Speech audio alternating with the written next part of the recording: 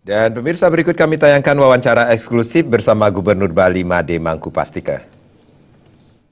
Indonesia, pemirsa Bali TV dimanapun Anda berada, kita berjumpa lagi dalam acara khusus Dialog bersama Gubernur Bali, Bapak Made Mangkupastika. Pak Gubernur, apa kabar Pak? Baik, Segar baik, sekali, Pak. ya. Baik, terima kasih banyak ini atas waktu bersama Pak Gubernur. Yeah. Kalau kami amati itu hampir 10 tahun Bapak memimpin di Bali itu tidak kenal lelah.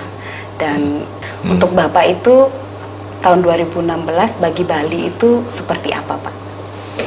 Walaupun kita masih belum bisa mencapai apa yang visi Bali Mandara ya, Bali yang maju, aman, damai, sejahtera secara penuh, tetapi dasar-dasar menuju ke arah itu, landasan menuju ke arah itu sudah bisa kita laksanakan selama ini, sehingga kalau kita lihat statistik misalnya angka kemiskinan itu sudah turun dari 6,7% 2008 sekarang menjadi 4,25%. Begitu juga angka pengangguran yang dulu hampir 5%, sekarang sudah tinggal 1,3% di Bali.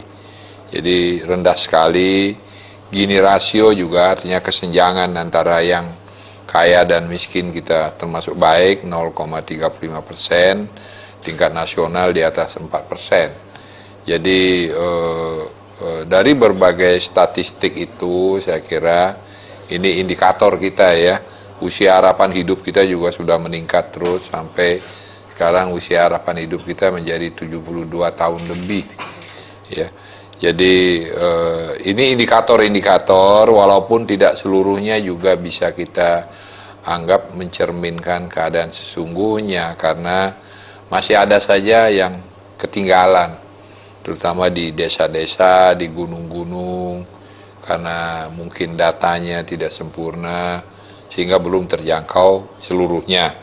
Saya kira sisa waktu 20 bulan ini mudah-mudahan lebih banyak lagi yang bisa kita lakukan, terutama 3 hal saja, yaitu penanggulangan kemiskinan, yang kedua mengurangi kesenjangan, dan yang ketiga mengurangi pengangguran, menciptakan lapangan kerja. Tetapi juga jangan lupa kita di Bali bukan hanya itu, tetapi juga ada aspek-aspek lingkungan yang harus kita jaga sesuai dengan filosofi kita Trihita Karana itu. Aspek palemahan juga harus kita perhatikan, dan aspek budaya, karena kita tidak boleh lepas dari kelima hal itu ya. Jadi ada 5 hal, tadi 3 misalnya pro growth, pro poor, pro job. Yang keempat adalah pro environment. Jadi kita harus tetap menjaga kelestarian lingkungan kita. Dan yang terakhir adalah pro culture. Ini kelima hal ini adalah pondasi kita dalam membangun Bali. Ya, jadi kita tidak boleh keluar dari kelima hal tersebut untuk sustainable development, untuk pembangunan yang berkelanjutan. Kita harus mewariskan Bali ini dalam keadaan tadi maju, aman, damai, dan sejahtera dengan 5 pilar itu. Nah, sekarang sampai 2016 seberapa jauh sudah kita bisa capai? Ya, ada angka-angka statistik, ya, tetapi bagaimanapun juga aspek rasa itu juga perlu kita pertimbangkan. Percuma angka statistik bagus kalau ternyata kita tanya orang hidupnya masih susah. Ya kan? Nah, itu hal-hal itu yang harus juga kita perhatikan. Ke depan tentu saja masih banyak hal yang harus kita laksanakan, karena jangan lupa dunia ini berubah terus. Dunia bergerak terus, tetangga kita makin lama makin maju. Kalau kita diam, kita ketinggalan. Nah, itu harus kita lihat juga bagaimana perkembangan tetangga kita dalam lingkup NKRI, bagaimana negara-negara lain, karena makin lama dunia ini makin kecil ya, akibat kemajuan teknologi baik informasi maupun transportasi itu. Jadi tidak boleh juga kita diam dan berpuas diri, tidak bisa. Kita harus terus berusaha, belajar, melihat alam sekitar kita, lingkungan kita. Gitu. Baik, menarik sekali sebenarnya Pak ya, karena memang tahun 2016 ini sudah banyak hal yang sudah dilakukan dari program Bali Mandara juga, dan harapan untuk di 2017 Pak, seperti apa agar masyarakat atau pemirsa Bali TV dimanapun menyaksikan termotivasi, karena Bapak Ya, tadi menyebutkan betul. ada elemen yang sangat penting, itu elemen rasa. Ya, Jadi harapan betul. di 2017 seperti apa Pak Gubernur? Ya, harapan saya dengan modal yang sudah kita punyai sekarang, pertama kita tidak boleh lengah itu, ya, jadi tetap harus waspada, karena saya katakan tadi dunia berubah terus menerus. Kita harus terus tahu apa yang kita kira-kira kita prediksi akan terjadi, baik dari aspek keamanan, dari aspek ekonomi, aspek ideologi, budaya, dan sebagainya. Itu harus kita perhitungkan betul. Ya, yang pertama berarti kuncinya waspada. Kedua, belajar terus. Jadi jangan berhenti waspada, kita harus belajar bagaimana mengikuti perkembangan zaman ini. Kemudian sekarang semua berubah, saya bilang iklim berubah. Ya, itu yang jelas lah. Climate change itu tidak bisa kita hindari. Tapi bagaimana kita Bali mampu bertahan terhadap goncangan-goncangan perubahan dunia itu.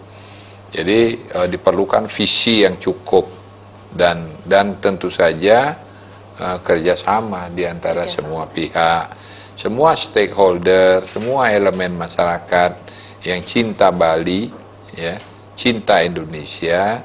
Kita harus bersatu padu. Jadi itu yang paling penting menurut saya.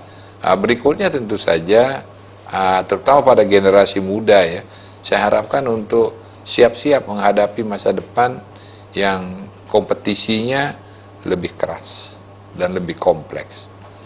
Artinya kita tidak boleh lengah begitu saja, terima begitu saja, tapi harus mencoba mencari ke depan dan membekali diri supaya kita siap menghadapi itu.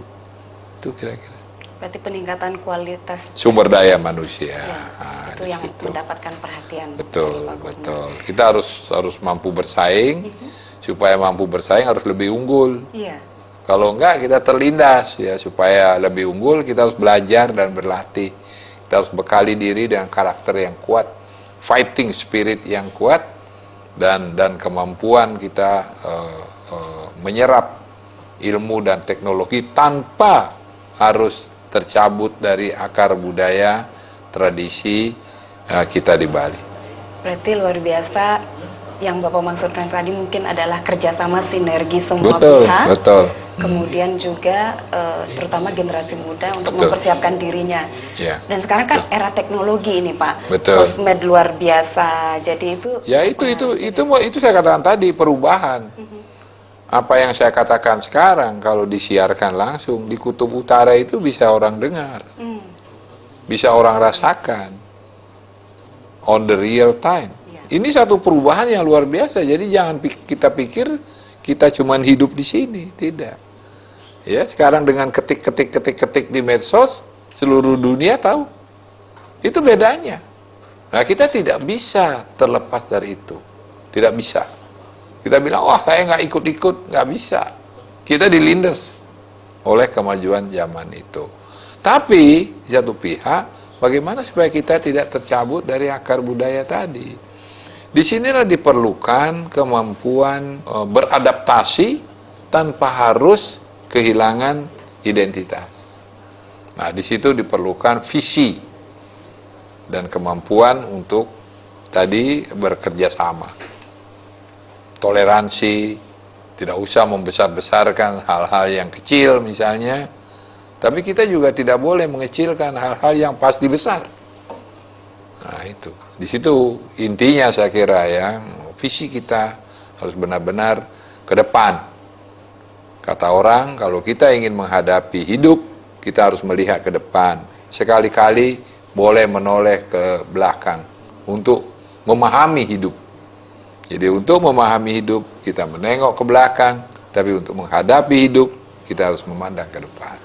baik. Bali harus begitu. Terima kasih banyak Pak Gubernur. Terima kasih. Terakhir ini Pak, silakan Bapak menyampaikan himbauan sekaligus juga ucapan selamat tahun baru agar masyarakat Bali ini mendapatkan gregetnya Bapak semangatnya. Silakan. Pertama saya ingin menyampaikan terima kasih dan penghargaan saya kepada seluruh keramu Bali, siapapun itu, atas partisipasinya, kontribusinya selama ini menjaga Bali, termasuk media dan termasuk Bali TV, Bali Post Group, yang sudah membantu kita, memberikan kontribusi yang luar biasa sehingga kita masih bisa bertahan sampai hari ini.